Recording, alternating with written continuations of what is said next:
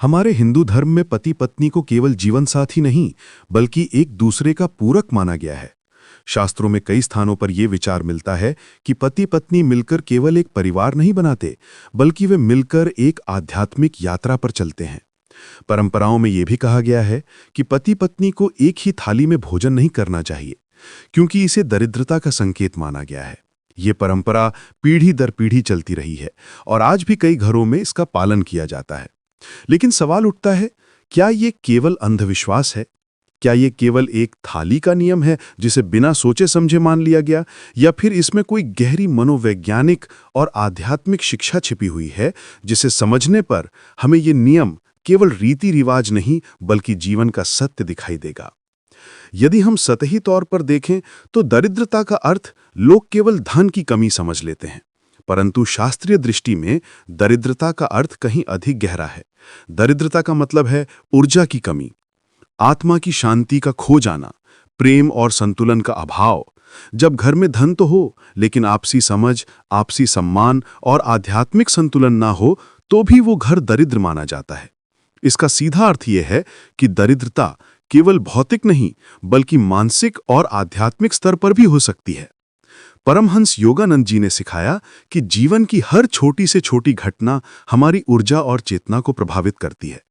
हम अक्सर ये सोचते हैं कि ध्यान, प्रार्थना या जप ही आध्यात्मिक कर्म है, लेकिन योगानंद जी हमें बताते हैं कि भोजन करना, चलना, बोलना, हंसना, हर एक क्रिया हमारी चेतना और ऊर्जा को प्रभावित करती है।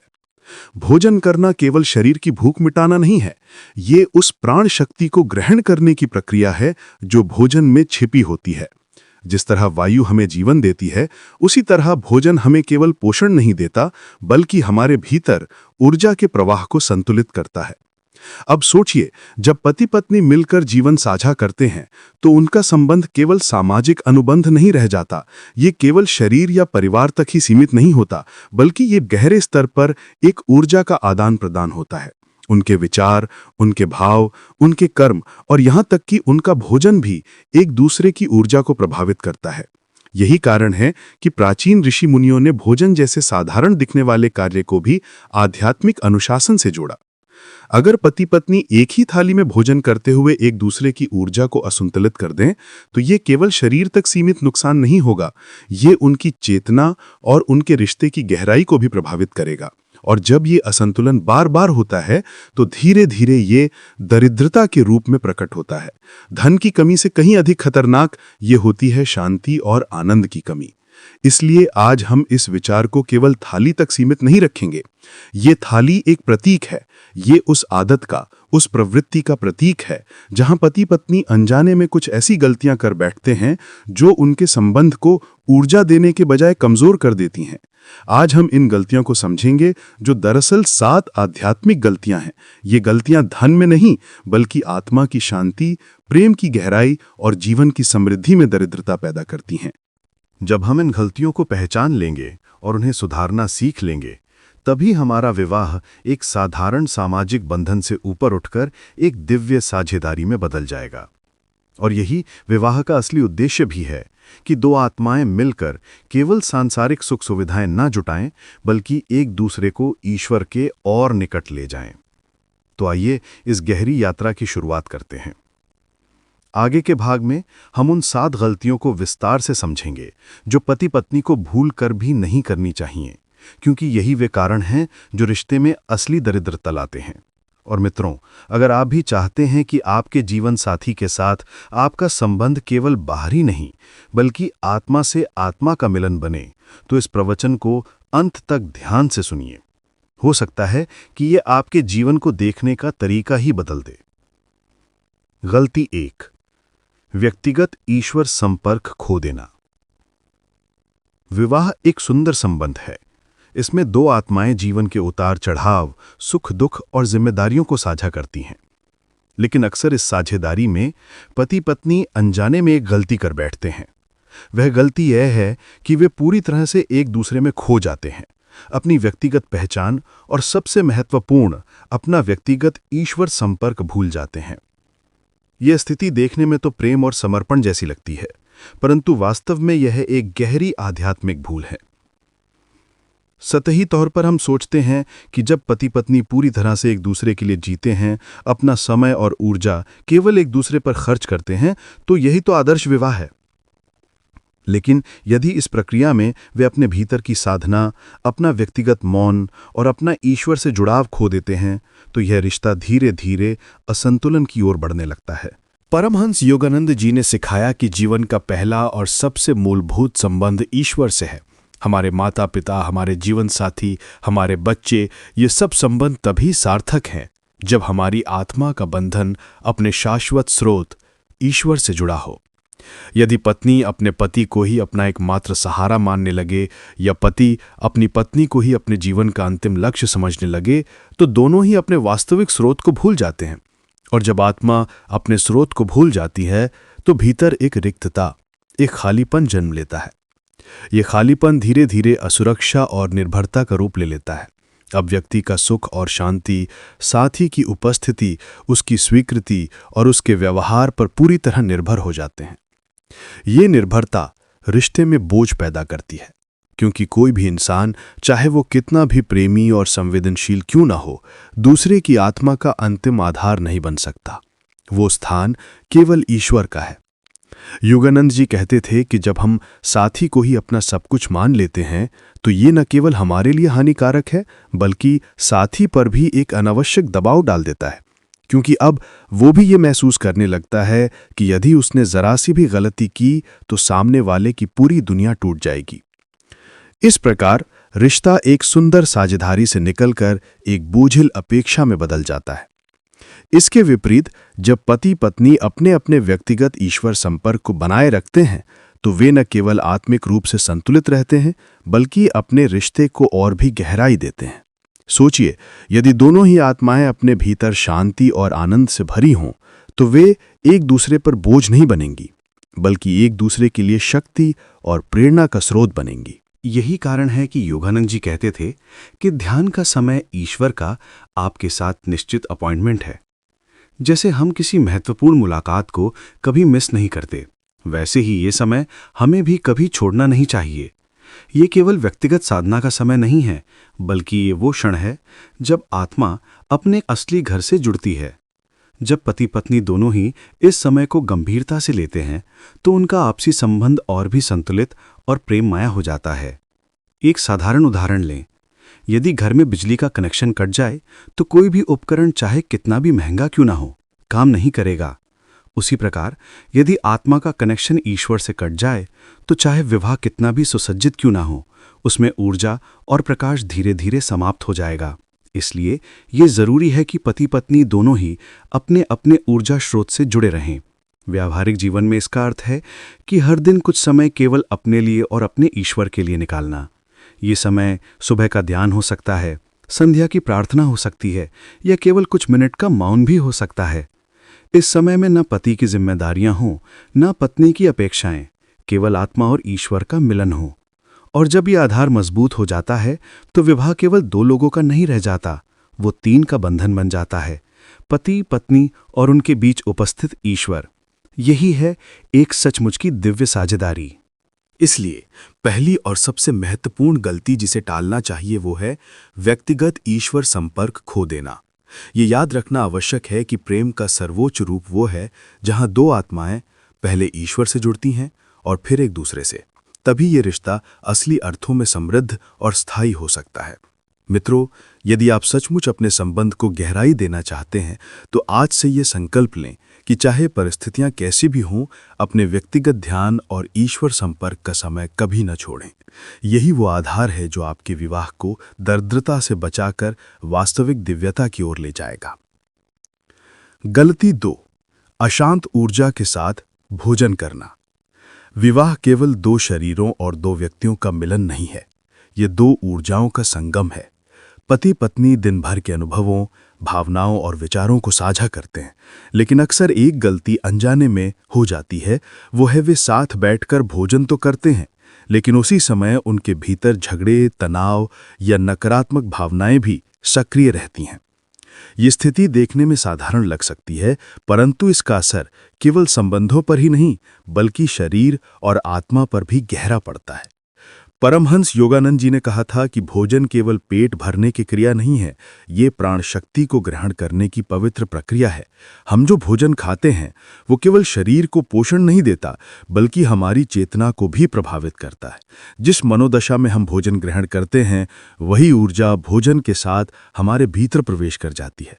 यदि मन शांति में है तो भोजन प्राण से भरपूर होकर हमें ऊर्जा देता है, लेकिन यदि मन क्रोध, चिंता या तनाव से भरा हुआ है तो वही अशांत ऊर्जा भोजन में समा जाती है और धीरे धीरे हमारे शरीर और मन दोनों को अशांत बना देती है। कल्पना कीजिए, यदि पति पत्नी भोजन के समय झगड़ रहे हों, एक दूसरे को कठोर शब्द कह रहे हों या भीतर ही भीतर मन में असंतोष पल रहा हो, तो ऐसी अवस्था में खाया गया भोजन शरीर में प्राण शक्ति नहीं बल्कि अशांति भर देता है। ये केवल कल्पना नहीं बल्कि एक वास्तविक मनोवैज्ञानिक और आध्यात्मिक सत्य है। आज विज्ञान भी कहता है कि तनाव की अवस्था में शरीर पाचन को कमजोर कर देता है, यानी तनावग्रस्त अवस्था में खाया गया भोजन ना तो ठीक से पचता है और ना ही ऊर्जा प्रदान करता है। यही कारण है कि बार बार झगड़े और तनाव के बीच भोजन करने वाले दंपत्ति धीरे धीरे स्वास्थ्य समस्याओं, मानसिक थकान और आपसी कटुता का शिकार हो जाते हैं। योगानंद जी ने इसे और भी गहराई से समझाया। वे कहते थे कि भोजन में केवल भौतिक पोषण ही नहीं बल्कि भावनाओं की तरंगें भी प्रवेश कर जाती हैं। यदि पति पत्नी नकारात्मक भावनाओं के साथ भोजन करेंगे तो वे न केवल अपने शरीर को बल्कि एक दूसरे की चेतना को भी विषाक्त बना देंगे। ऐसा भोजन रिश्ते में प्रेम को कम और कटुता को अधिक कर देगा। ये केवल स्वास्थ्य की दरिद्रता नहीं है बल्कि मन की दरिद्रता और संबंधों की दरिद्रता भी है। अब सवाल उठता है, इससे बचा कैसे जाए? समाधान बहुत सरल है लेकिन गहरा है। भोजन से पहले एक क्षण रुकें, भोजन को ईश्वर को अर्पित करें। ये परंपरा केवल रीति रिवाज नहीं है बल्कि एक गहन आध्यात्मिक साधना है। जब हम भोजन को ईश्वर के चरणों में अर्पित करते हैं तो उस भोजन की तरंगें बदल जाती हैं। वो भोजन केवल अन्न नहीं रह जाता, वो प्रसाद बन जाता है। प्रसाद वो है जिसमें ईश्वर की ऊर्जा, ईश्वर का आशीर्वाद और शांति का स्पंदन भर जाता है। यदि पति पत्नी भोजन से पहले मिलकर एक छोटी सी प्रार्थना करें, एक शांति का क्षण साझा करें, तो उनकी ऊर्जा एक दूसरे के साथ तालमेल बिठा लेती है। अब वो चाहे दिन भर के तनाव से गुजरे हों, ये छोटा सा क्षण उनकी चेतना को पुनः शुद्ध कर देता है। उसके बाद खाया गया भोजन उनके लिए केवल पोषण नहीं बल्कि एक पवित्र अनुभव बन जाता है। व्यावहारिक रूप से यह साधना बहुत सरल है। भोजन से पहले केवल 1 मिनट के लिए आंखें बंद करें, गहरी सांस लें और कहें, प्रभु, ये भोजन आपका प्रसाद है, इसमें शांति और आनंद भर दीजिए। फिर पति पत्नी मुस्कुराकर एक दूसरे की ओर देखें और शांति में भोजन शुरू करें। इतना छोटा सा अभ्यास भी पूरे वातावरण को बदल देगा। ये परिवर्तन केवल शरीर के लिए ही लाभकारी नहीं होगा बल्कि संबंध के लिए भी। अब भोजन के समय झगड़े नहीं होंगे बल्कि भोजन एकता का प्रतीक बनेगा। ये वो समय होगा जब पति पत्नी न केवल भोजन बल्कि शांति और प्रेम भी साझा करेंगे। इसलिए याद रखिए, भोजन करते समय केवल शरीर को अन्न ना दीजिए बल्कि आत्मा को भी शांति दीजिए। भोजन की मेज पर क्रोध और तनाव को स्थान न दीजिए, वहां केवल प्रेम और कृतज्ञता का भाव बैठाइए। यही विवाह को दरिद्रता से समृद्धि की ओर ले जाने का दूसरा रहस्य है। गलती 3, देने और पाने का संतुलन खोना। विवाह का संबंध केवल 2 लोगों के बीच का अनुबंध नहीं बल्कि ये एक सतत प्रवाह है, भावनाओं का, ऊर्जाओं का और जिम्मेदारियों का। जब ये प्रवाह संतुलित होता है तो रिश्ता न केवल सुखदायी बल्कि आत्मा को पोषण देने वाला अनुभव बन जाता है। लेकिन जब इस प्रवाह में असंतुलन आ जाता है, यानी एक साथी लगातार देता रहे और दूसरा केवल लेता ही जाए, तो ये संबंध धीरे धीरे भीतर से कमजोर होने लगता है। यही है तीसरी बड़ी गलती, देने और पाने का संतुलन खो देना। सतही रूप में यह स्थिति कई घरों में दिखाई देती है। एक जीवन साथी लगातार त्याग करता रहता है, वो चाहे समय का हो, प्रेम का, सेवा का या आर्थिक सहयोग का। दूसरा साथी इन सबको सहज अधिकार मानकर केवल लेता ही जाता है। शुरू शुरू में शायद ये सामान्य लगे, लेकिन समय के साथ ये असंतुलन गहरे भावनात्मक घाव देने लगता है। परमहंस योगानंद जी इसे ऊर्जा के प्रवाह से जोड़ते थे। वे कहते थे कि प्रेम कोई स्थिर वस्तु नहीं बल्कि ऊर्जा का निरंतर आदान प्रदान है। ये वैसा ही है जैसे शरीर में रक्त का प्रवाह। यदि रक्त का संचार एक दिशा में ही हो और लौटकर ना आए तो शरीर बीमार पड़ जाएगा। उसी प्रकार यदि विवाह में केवल एक ही देता रहे और दूसरा केवल लेता ही जाए तो ऊर्जा का प्रवाह ठहर जाएगा। ये ठहराव धीरे धीरे रिश्ते को जड़ और बोझिल बना देता है। इस असंतुलन के परिणाम बहुत स्पष्ट हैं। एक तरफ देने वाले के भीतर कुंठा, थकान और उपेक्षा का भाव जन्म लेने लगता है। वो सोचता है कि मैं तो लगातार देता जा रहा हूं, लेकिन मेरी कद्र कोई नहीं करता। वहीं दूसरी ओर केवल लेने वाला साथी धीरे धीरे अधिकार की मानसिकता में जीने लगता है। उसे लगता है ये सब तो मेरा हक है। यही अधिकार और अपेक्षा रिश्ते को दरिद्र बना देते हैं। धन की दरिद्रता नहीं, बल्कि भावनाओं की दरिद्रता। योगानंद जी कहते थे कि जब प्रेम में कृतज्ञता और सेवा का भाव ना रहे तो वो प्रेम धीरे धीरे बोझ बन जाता है। संबंध का सौंदर्य इसी बात पर टिका है कि दोनों एक दूसरे के लिए समर्पित रहें। इसका अर्थ ये नहीं कि दोनों बराबर मात्रा में ही दें, बल्कि ये कि दोनों ही देने की भावना में आनंद अनुभव करें और पाने पर आभार प्रकट करें। समाधान इसी में है। एक दूसरे की सेवा को बोझ न मानकर आनंद से कीजिए। जब पत्नी भोजन बनाए तो पति केवल इसे खा लेने तक सीमित ना रहे, बल्कि उसमें भरे प्रेम को भी अनुभव करे और उसका आभार माने। जब पति परिवार की जिम्मेदारियां उठाए तो पत्नी इसे केवल कर्तव्य न समझे, बल्कि इसमें छिपे त्याग और समर्पण को पहचाने। इस आदान प्रदान में तभी जीवंतता बनी रहती है जब देने वाला संतुष्टि पाए और लेने वाला आभार। योगानंद जी कहते थे कि अपने साथी में केवल शरीर या व्यक्तित्व न देखो, बल्कि उसमें ईश्वर को देखो। जब आप साथी की सेवा करते हैं तो समझिए कि यह सेवा वास्तव में ईश्वर की सेवा है, और जब आप साथी से कुछ पाते हैं तो उसमें भी ईश्वर के आशीर्वाद को महसूस कीजिए। यही दृष्टि प्रेम को ऊर्जा का सतत प्रवाह बनाए रखती है। व्यवहारिक स्तर पर यह साधना बहुत सरल है।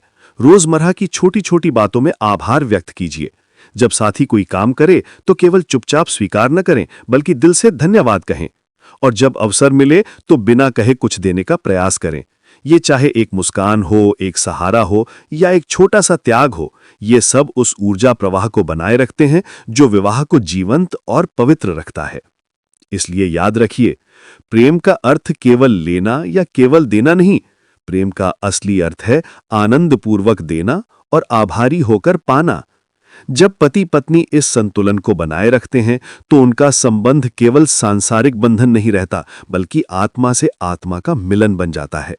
यही संतुलन विवाह को दरिद्रता से बचाकर समृद्धि और दिव्यता की ओर ले जाता है। गलती 4, सम्मान का पवित्र स्थान तोड़ना। विवाह एक ऐसा संबंध है जहां दो आत्माएं जीवन के हर पहलू को साझा करती हैं। ये निकटता विवाह की खूबसूरती है, लेकिन यही निकटता कभी-कभी सबसे बड़ी गलती का कारण भी बन जाती है। वो गलती है एक दूसरे को हल्के में लेना, आदर और सम्मान को नजरअंदाज कर देना। शुरुआत में जब संबंध नया होता है तब दोनों ही साथी एक दूसरे के प्रति अत्यधिक सतर्क रहते हैं। वे बोलने के अंदाज से लेकर छोटे छोटे व्यवहार तक में आदर और शिष्टाचार का ध्यान रखते हैं। लेकिन समय बीतने के साथ जब निकटता बढ़ती है तो ये सजगता धीरे धीरे कम होने लगती है। अब वही बातें जो पहले आदर से कही जाती थीं, लापरवाही से कही जाने लगती हैं। वही आभार जो पहले सहज था, अब भूल सा जाता है। यही है सम्मान का पवित्र स्थान टूटना। परमहंस योगानंद जी ने समझाया कि विवाह में निकटता का अर्थ ये नहीं कि मर्यादा समाप्त हो जाए। प्रेम का अर्थ ये नहीं कि हम साथी को हल्के मिलें। सम्मान वो आधार है जो संबंध को पवित्र और स्थिर बनाए रखता है। जब सम्मान टूटने लगता है तो निकटता बोझ बन जाती है। यही कारण है कि प्राचीन संस्कृति में पति पत्नी के संबंध को गृहस्थ आश्रम कहा गया। आश्रम शब्द ही ये बताता है कि ये केवल सांसारिक संबंध नहीं, बल्कि एक पवित्र साधना है। और साधना तभी पवित्र रहती है जब उसमें मर्यादा और सम्मान का भाव बना रहे। अगर ये सम्मान खो जाए तो परिणाम गंभीर होते हैं। धीरे धीरे उपेक्षा और तुच्छता जन्म लेने लगती है। साथी की भलाइयां हमें सामान्य लगने लगती हैं और उसकी कमियां अधिक दिखाई देने लगती हैं। जहां पहले शब्दों में मिठास थी, वहां अब कटुता आने लगती है। सम्मान की ये दरिद्रता धीरे धीरे प्रेम को भी खोखला कर देती है। और जब प्रेम के साथ सम्मान भी चला जाए तो संबंध केवल जिम्मेदारी या मजबूरी बनकर रह जाता है। योगानंद जी कहते थे कि हर आत्मा ईश्वर की संतान है। यदि हम अपने साथी में केवल उसका शरीर देखें, उसकी गलतियों को देखें, तो सम्मान घट जाएगा। लेकिन यदि हम अपने साथी में ईश्वर की उपस्थिति को देखें, तो स्वाभाविक ही आदर और कृतज्ञता बनी रहेगी। यही दृष्टि विवाह को साधारण से दिव्य बना देती है। इस गलती से बचने का समाधान सरल है, लेकिन गहरा है। अपने साथी के प्रति वही आभार और शिष्टाचार दिखाइए जो आप एक अतिथि के प्रति दिखाते हैं। सोचिए, जब कोई मेहमान हमारे घर आता है तो हम कितनी विनम्रता से उसका स्वागत करते हैं। हम उसके लिए समय निकालते हैं, उसकी छोटी छोटी बातों का ध्यान रखते हैं। अब प्रश्न ये है कि जो साथी जीवन भर हमारे साथ है, क्या वो इस आदर का हकदार नहीं है? वास्तव में वही तो सबसे अधिक हकदार है। व्यावहारिक रूप से इसका अर्थ है कि रोजमर्रा की छोटी बातों में भी सम्मान दिखाइए। जब साथी कुछ अच्छा करे तो धन्यवाद दीजिए, उसके प्रयासों को पहचानिए और उसकी प्रशंसा कीजिए। उससे बात करते समय शब्दों का चयन सोच समझकर कीजिए। कभी कठोरता की जगह कोमलता चुनिए और सबसे बढ़कर उसके भीतर छिपे ईश्वरीय स्वरूप को पहचानिए। जब ये दृष्टि आती है तो सम्मान अपने आप बढ़ता है। सम्मान का ये पवित्र स्थान ही विवाह को एक सुरक्षित और प्रेममय आश्रय बनाता है। ये वो वातावरण तैयार करता है जिसमें दोनों साथी आत्मा से आत्मा तक संवाद कर सकते हैं। और जब ये सम्मान कायम रहता है तो प्रेम केवल भावनात्मक नहीं रहता, वो आध्यात्मिक स्तर तक उठ जाता है। इसलिए याद रखिए, विवाह में निकटता का असली अर्थ ये नहीं कि सब सीमाएं मिट जाएं। इसका असली अर्थ है कि प्रेम और सम्मान साथ साथ चलें। जब सम्मान की जड़ें गहरी होंगी, तभी प्रेम का वृक्ष सदा हरा भरा रहेगा। यही विवाह को दरिद्रता से बचाकर समृद्धि और दिव्यता की ओर ले जाता है। गलती 5, असंगत ऊर्जा को जबरन मिलाना। विवाह में दो आत्माएं केवल शरीर और भावनाओं से नहीं, बल्कि ऊर्जा से भी जुड़ी होती हैं। हर व्यक्ति का अपना एक आंतरिक रिदम होता है, अपनी एक ऊर्जा लय होती है। कोई व्यक्ति स्वभाव से शांत होता है तो कोई तेज और सक्रिय। किसी का मन सुबह ताजगी से भरा होता है तो किसी की सृजनात्मकता रात में जागती है।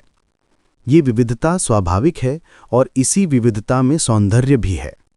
लेकिन समस्या तब पैदा होती है जब पति पत्नी इस असंगति को समझे बिना जबरन एक दूसरे की लय पर चलने की कोशिश करते हैं। यही है 5वीं गलती, असंगत ऊर्जा को जबरन मिलाना।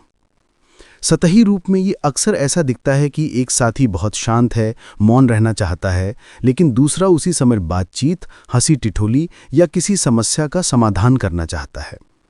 कभी एक व्यक्ति थका हुआ है और आराम चाहता है, जबकि दूसरा उसी समय अपनी ऊर्जा में है और अपेक्षा करता है कि साथी उसकी बात सुने या उसके साथ गतिविधियों में शामिल हो। जब ये अलग अलग लय एक दूसरे पर थोपी जाती हैं तो टकराव पैदा होता है। परमहंस योगानंद जी ने सिखाया कि हर आत्मा की ऊर्जा चक्र और लय अलग होती है। हम सबके भीतर प्राण का प्रवाह चलता है, लेकिन ये प्रवाह हर व्यक्ति में अलग गति से चलता है। कोई व्यक्ति जब ध्यान या मौन में होता है तो उसकी ऊर्जा ऊपर की ओर उठ रही होती है। वहीं दूसरा व्यक्ति यदि क्रोध, उत्तेजना या असंतोष की स्थिति में है तो उसकी ऊर्जा नीचे की ओर खींची होती है। इन दोनों अवस्थाओं का एक साथ मिलना वैसा ही है जैसे दो असंगत सुरों को जबरन मिलाने की कोशिश करना। परिणाम ये होता है कि संगीत की जगह शोर पैदा होता है। जब पति पत्नी इस असंगति को नज़रअंदाज कर देते हैं और जबरन साथ बैठने, साथ बातचीत करने या साथ काम करने की जिद करते हैं, तो ये ऊर्जा का टकराव खीज और गलतफहमियां पैदा करता है। धीरे धीरे यह संतोष रिश्ते की जड़ों तक पहुंच जाता है और सामंजस्य की दरिद्रता जन्म लेती है। यानी संबंध में प्रेम और समझ होते हुए भी तालमेल का अभाव रह जाता है। अब सवाल है, इससे बचा कैसे जाए? समाधान सरल है, लेकिन गहराई लिए हुए है। एक दूसरे की अवस्था को समझना सीखिए। हर समय साथ रहने की मजबूरी रिश्ते की खूबसूरती को नहीं बढ़ाती, बल्कि कभी कभी दूरी ही प्रेम का सबसे बड़ा रूप होती है। अगर साथी मौन चाहता है तो उसे ये मौन दीजिए। यदि साथी अकेलेपन का समय मांगता है तो उसे ये समय दीजिए। ये कोई दूरी नहीं, बल्कि एक गहरी निकटता का आधार है। क्योंकि जब दोनों अपनी अपनी ऊर्जा को संतुलित करके वापस साथ आते हैं तो उनका मिलन और भी सामंजस्यपूर्ण और सुखदायी होता है। योगानंद जी कहते थे कि सच्चा प्रेम स्वामित्व नहीं है, बल्कि स्वतंत्रता है। जब आप अपने साथी की ऊर्जा की लय को समझते हैं और उसका सम्मान करते हैं, तभी संबंध में वास्तविक स्वतंत्रता और शांति आती है। सोचिए, अगर दो वाद्य यंत्र बिना तालमेल के बजें तो संगीत कभी नहीं बन सकता। लेकिन जब दोनों अपनी अपनी लय में सामंजस्य बिठाकर एक साथ बजते हैं तो वही संगीत आत्मा को छू लेता है। विवाह भी ऐसा ही है। दो आत्माएं जब अपनी अपनी लय में सामंजस्य बिठाती हैं, तभी संबंध में दिव्य संगीत पैदा होता है। व्यवहारिक जीवन में इसका अभ्यास सरल है। जब साथी क्रोधित हो तो उसी क्षण संवाद करने की जगह उसे समय दीजिए। जब साथी थका हुआ हो तो अपेक्षा कम कीजिए और उसे विश्राम करने दीजिए। और जब साथी शांत और स्थिर हो तभी गहरी बातचीत कीजिए। इस छोटे से विवेक से रिश्ते में बहुत बड़ा परिवर्तन आ सकता है। याद रखिए, प्रेम का अर्थ केवल साथ रहना नहीं है, बल्कि सही समय पर सही ढंग से साथ रहना है। जब पति पत्नी एक दूसरे की ऊर्जा का सम्मान करते हैं तो संबंध में सामंजस्य अपने आप बहने लगता है, और यही सामंजस्य विवाह को दरिद्रता से बचाकर दिव्यता की ओर ले जाता है। गलती 6, अहंकार का स्वामित्व, तुम मेरे हो। विवाह का सबसे बड़ा सौंदर्य यह है कि इसमें दो आत्माएं एक दूसरे के जीवन का हिस्सा बनती हैं। लेकिन इसी सौंदर्य के बीच एक सूक्ष्म और खतरनाक गलती भी छुपी होती है, और वो है अहंकार का स्वामित्व। ये मानसिकता कहती है तुम मेरे हो, केवल मेरे। सतही रूप से देखें तो ये वाक्य प्रेम जैसा लगता है, लेकिन भीतर से ये प्रेम नहीं बल्कि स्वामित्व की भावना है। जब ये दृष्टिकोण गहराता है तो संबंध बोझिल होने लगता है। शुरुआत में यह स्वामित्व मधुर प्रतीत होता है। पति कहता है मेरी पत्नी सिर्फ मेरी है, पत्नी कहती है मेरा पति केवल मेरा है। सुनने में यह अधिकार प्रेम का प्रतीक लगता है, लेकिन धीरे धीरे यह अधिकार नियंत्रण में बदल जाता है। अब ये सवाल उठने लगते हैं, तुम कहाँ गए, किससे बात की, किसे मुस्कुरा कर देखा, किससे ज्यादा समय दिया। ये मानसिकता प्रेम को नहीं बढ़ाती बल्कि उसे बांध देती है। परमहंस योगानंद जी ने सिखाया कि कोई भी आत्मा किसी की संपत्ति नहीं है। हर आत्मा स्वतंत्र है और ईश्वर की संतान है। हम केवल एक दूसरे के जीवन सफर में सहभागी हैं, मालिक नहीं। जब हम साथी को अपनी संपत्ति समझने लगते हैं तो ये अहंकार रिश्ते को दबाव और बंधन में बदल देता है। ये वैसा ही है जैसे किसी उड़ते हुए पक्षी को अपने पिंजरे में कैद कर लेना। बाहर से लगता है कि अब वो पक्षी केवल हमारा है, लेकिन वास्तव में उसकी स्वतंत्रता छीनकर हमने उसकी आत्मा की उड़ान रोक दी। स्वामित्व का ये अहंकार रिश्ते में स्वतंत्रता की दरिद्रता लाता है। साथी को लगता है कि वो अपने असली स्वरूप में जी ही नहीं सकता। उसके विचार, उसकी इच्छाएं और उसकी आज़ादी पर अदृश्य नियंत्रण की दीवार खड़ी हो जाती है। और जब आत्मा को बंधन महसूस होता है तो वो या तो भीतर से टूटने लगती है या विद्रोह करने लगती है। दोनों ही स्थितियां विवाह को दरिद्र और बोझिल बना देती हैं। योगानंद जी कहते थे कि सच्चा प्रेम स्वामित्व नहीं है बल्कि स्वतंत्रता है। प्रेम का अर्थ है साथी को उसकी आत्मा के साथ जीने देना, ना कि उसे अपनी अपेक्षाओं और आदेशों में कैद कर देना। जब हम साथी को आत्मा रूप में देखते हैं तो उसमें ईश्वर की झलक पाते हैं। तब हमारा दृष्टिकोण बदल जाता है। मेरे हो से हम दोनों ईश्वर के हैं। यही बदलाव रिश्ते को अहंकार से दिव्यता की ओर ले जाता है। सोचिए, सूर्य सबको रोशनी देता है लेकिन कहता नहीं कि यह रोशनी केवल मेरी है। नदी सबको जल देती है लेकिन कभी नहीं कहती कि यह पानी केवल मेरा है। इसी तरह से सच्चा प्रेम भी बांधता नहीं बल्कि मुक्त करता है। जब पति पत्नी इस दृष्टि से एक दूसरे को देखते हैं तो उनका संबंध स्वामित्व के बोझ से मुक्त होकर मित्रता, करुणा और गहरी आत्मिक साझेदारी में बदल जाता है। व्यावहारिक जीवन में इसका अर्थ है कि साथी को उसके चुनाव, उसकी रुचियों और उसकी स्वतंत्रता के साथ स्वीकार करना। यदि पति संगीत में डूबना चाहता है या पत्नी ध्यान के समय अकेली रहना चाहती है तो उसका सम्मान कीजिए। साथी की आत्मा को अपने रंग में रंगने की कोशिश न करें, बल्कि दोनों मिलकर एक दूसरे की विशिष्टता का आनंद लें। याद रखिए, जब आप अपने साथी को आत्मा के रूप में देखते हैं तो आपके भीतर से स्वामित्व की दीवारें गिरने लगती हैं। तब रिश्ता केवल अधिकार का बंधन नहीं रहता बल्कि आत्माओं का उत्सव बन जाता है। यही स्वतंत्रता का प्रेम विवाह को दरिद्रता से बचाकर उसे समृद्धि, शांति और आनंद से भर देता है। गलती 7, अंतिम लक्ष्य भूल जाना, आत्मा से आत्मा की मित्रता। विवाह का संबंध जीवन के सबसे पवित्र बंधनों में से एक है। ये केवल दो लोगों के बीच का समझौता नहीं बल्कि दो आत्माओं का मिलन है। लेकिन अक्सर समय के साथ ये संबंध केवल सांसारिक जिम्मेदारियों तक सीमित रह जाता है। घर चलाना, बच्चों का पालन पोषण करना, आर्थिक सुरक्षा बनाना, ये सब आवश्यक है। लेकिन जब विवाह केवल इन्हीं तक सिमट जाता है तो उसका असली उद्देश्य खो जाता है। यही है 7वीं और सबसे बड़ी गलती, अंतिम लक्ष्य भूल जाना। सतही रूप से विवाह केवल साझेदारी लगता है, 2 लोग मिलकर जीवन की गाड़ी खींचते हैं। लेकिन अगर ये रिश्ता केवल सांसारिक सुविधा और सामाजिक दायित्व तक रह जाए तो ये अधूरा है। जीवन का असली उद्देश्य केवल जीविका चलाना या परिवार पालना नहीं है। आत्मा का असली लक्ष्य है ईश्वर से मिलन, आत्म साक्षात्कार। और विवाह तभी पवित्र बनता है जब वो इस लक्ष्य को पाने का साधन बने। परमहंस योगानंद जी ने कहा था कि विवाह का सर्वोच्च स्वरूप पति और पत्नी का आत्मा से आत्मा की मित्रता बन जाना है। मित्रता का अर्थ यहां है एक दूसरे को सहारा देना, लेकिन केवल सांसारिक स्तर पर नहीं बल्कि आत्मिक स्तर पर भी। जब पति पत्नी केवल बाहरी उपलब्धियों में ही एक दूसरे का साथ देते हैं और आत्मिक यात्रा में नहीं, तो उनका संबंध सतही रह जाता है। लेकिन जब वे मिलकर ध्यान करते हैं, प्रार्थना करते हैं, शास्त्रों का अध्ययन करते हैं, तो उनका रिश्ता आत्मा को ऊंचाई तक ले जाने वाला पवित्र साधन बन जाता है। सोचिए, यदि पति पत्नी मिलकर हर दिन कुछ क्षण ध्यान में बैठें तो न केवल उनकी व्यक्तिगत चेतना ऊपर उठेगी बल्कि उनके बीच का बंधन भी और गहरा हो जाएगा। वे केवल जीवन साथी भी रहेंगे बल्कि साधना साथी बन जाएंगे। और यही साधना साथी होना विवाह को उसके सर्वोच्च रूप में ले जाता है। यदि ये उद्देश्य भुला दिया जाए तो रिश्ता धीरे धीरे अधूरा हो जाता है। यह अधूरापन पैसे की कमी से नहीं बल्कि उद्देश्य की दरिद्रता से आता है।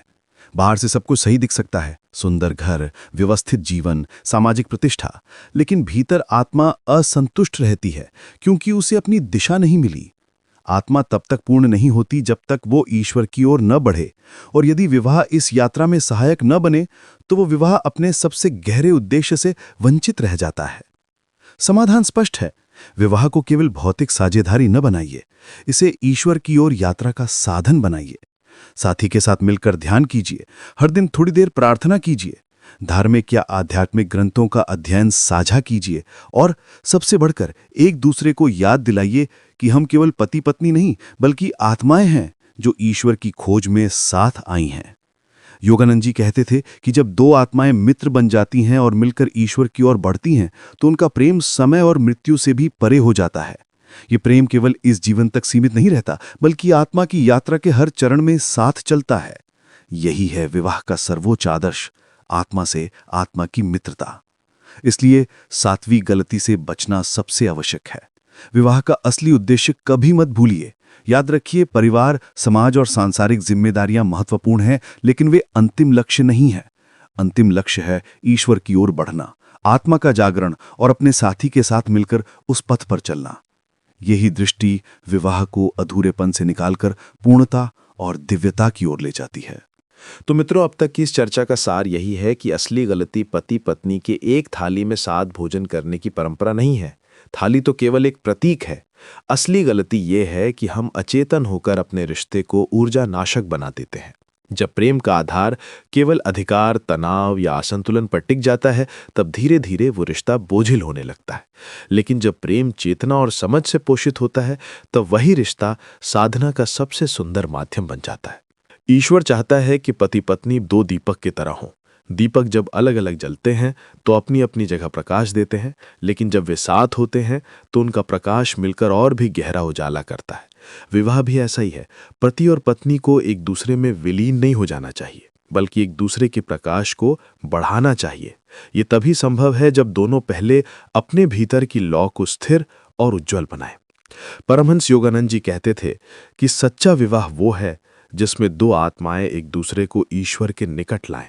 ये वाक्य केवल विवाह के आदर्श की परिभाषा नहीं है बल्कि जीवन की दिशा भी है। यदि पति पत्नी एक दूसरे को सांसारिक सुख ही दें तो वो रिश्ता अधूरा रह जाएगा, लेकिन यदि वे एक दूसरे को आत्मा के परम सुख, ईश्वर की उपस्थिति तक पहुंचाएं तो वो रिश्ता समय और मृत्यु से भी परे हो जाता है। सोचिए, जब एक पति पत्नी रोजमर्रा के कामों में भी ईश्वर की झलक देखने लगते हैं, चाहे वो रसोई का भोजन हो या बच्चों की परवरिश, चाहे घर की आर्थिक जिम्मेदारियां हो या जीवन की चुनौतियां, तो उनके हर कर्म में एक दिव्यता उतर आती है। अब उनका घर केवल एक भवन नहीं रहता, वो एक आश्रम बन जाता है। वहां प्रेम केवल भावना नहीं रहता बल्कि साधना का रूप ले लेता है। असली समृद्धि धन, वस्त्र या सुविधाओं में नहीं है। असली समृद्धि है घर में प्रेम का प्रवाह, शांति का वातावरण और दिव्य आनंद की उपस्थिति। ये वही आनंद है जो किसी बाहरी परिस्थिति पर निर्भर नहीं करता, बल्कि आत्मा के भीतर से फूटता है। जब पति पत्नी इस आनंद को अपने घर में प्रकट करते हैं तो उनका घर स्वर्ग के समान बन जाता है। यही है वो स्थायी अच्छा समय जिसकी खोज हर आत्मा करती है। हम में से बहुत से लोग ये सोचते हैं कि विवाह केवल जीवन की जिम्मेदारियां साझा करने का नाम है, लेकिन आज हमने जाना कि विवाह उससे कहीं अधिक है। ये आत्मा से आत्मा का मिलन है, एक ऐसी साझेदारी है जो हमें ईश्वर की ओर ले जा सकती है। यदि हम उन गलतियों से बचें जो रिश्ते को दरिद्र बनाती हैं, जैसे स्वामित्व का अहंकार, असंगत ऊर्जा का टकराव, सम्मान की कमी या आत्मा के लक्ष्य को भूल जाना, तो विवाह हमारे लिए ईश्वर की ओर एक सुंदर सीढ़ी बन जाता है। इसलिए मित्रों, आइए इस निष्कर्ष को अपने जीवन में उतारें। अपने साथी को केवल पति या पत्नी के रूप में न देखें, बल्कि आत्मा के रूप में देखें। एक दूसरे के भीतर छिपे ईश्वर को पहचानें और हर दिन ये संकल्प लें कि हम केवल जीवन नहीं, बल्कि आत्मा की यात्रा भी साथ साथ पूरी करेंगे। यही है असली समृद्धि, यही है विवाह का सर्वोच्च स्वरूप, और यही है वो आशीर्वाद जो हम सब अपने जीवन में पाना चाहते हैं। मित्रों, हमने इस पूरे प्रवचन में जाना कि विवाह का असली अर्थ केवल साथ रहना नहीं है, बल्कि साथ मिलकर ईश्वर की ओर बढ़ना है। परंपरा में कही गई एक ही थाली में भोजन न करना की बात केवल अंधविश्वास नहीं थी, बल्कि एक गहरी शिक्षा देती है कि पति पत्नी को अपने रिश्ते में ऊर्जा और चेतना का संतुलन बनाए रखना चाहिए। हमने उन 7 गलतियों को समझा जो अनजाने में रिश्ता खोखला कर देती हैं। ये गलतियां धन की दरिद्रता नहीं लाती, बल्कि शांति, प्रेम और उद्देश्य की दरिद्रता पैदा करती हैं। पहली गलती थी व्यक्तिगत ईश्वर संपर्क खो देना, जब हम साथी को ही सब कुछ मानकर अपने भीतर की साधना भूल जाते हैं। दूसरी गलती अशांत ऊर्जा के साथ भोजन करना, जब हम प्रेम की जगह झगड़े और तनाव को भोजन के साथ मिला देते हैं। तीसरी गलती देने और पाने का संतुलन खो देना, जहां एक साथी केवल देता है और दूसरा केवल लेता है। चौथी गलती सम्मान का पवित्र स्थान तोड़ना, जब हम निकटता में आकर आदर और कृतज्ञता भूल जाते हैं। पांचवी गलती असंगत ऊर्जा को जबरदस्ती मिलाना, जब हम साथी की अवस्था को समझे बिना उस पर अपनी अपेक्षाएं थोप देते हैं। छठी गलती अहंकार का स्वामित्व, तुम मेरे हो, जब हम साथी को अपनी संपत्ति मान लेते हैं। और सातवीं तथा सबसे गहरी गलती अंतिम लक्ष्य भूल जाना, जब विवाह केवल सांसारिक साझेदारी बनकर रह जाता है और आत्मा से आत्मा की मित्रता नहीं बन पाता। मित्रों, यदि हम इन गलतियों से बचें तो विवाह केवल जिम्मेदारी या सामाजिक बंधन नहीं रहेगा, वो आत्मा की यात्रा का पवित्र साधन बन जाएगा। अब मैं आपसे एक प्रश्न पूछना चाहता हूं। क्या आपने अपने जीवन में इन गलतियों में से किसी को महसूस किया है?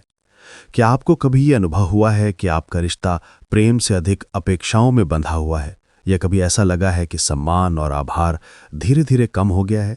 यदि हाँ, तो कृपया नीचे कमेंट में अपने अनुभव साझा करें। हो सकता है आपका अनुभव किसी और श्रोता को मार्ग दिखा दे, उसे ये एहसास दिला दे कि वो अकेला नहीं है। यदि ये प्रवचन आपके दिल को छू गया हो तो इस संदेश को अपने दोस्तों और परिवार के साथ जरूर साझा करें। शायद आपके एक छोटे से प्रयास से किसी और का रिश्ता भी नए प्रकाश में आ जाए।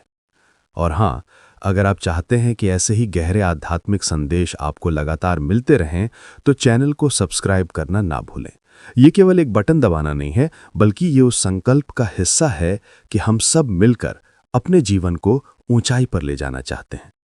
अंत में आइए हम सब मिलकर ये आशीर्वाद मांगें कि हमारे घरों में ईश्वर का प्रेम, शांति और दिव्य आनंद हमेशा बना रहे। याद रखिए, ओम शांति शांति शांति। व्यक्ति के लिए शांति, परिवार के लिए शांति और संपूर्ण जगत के लिए शांति।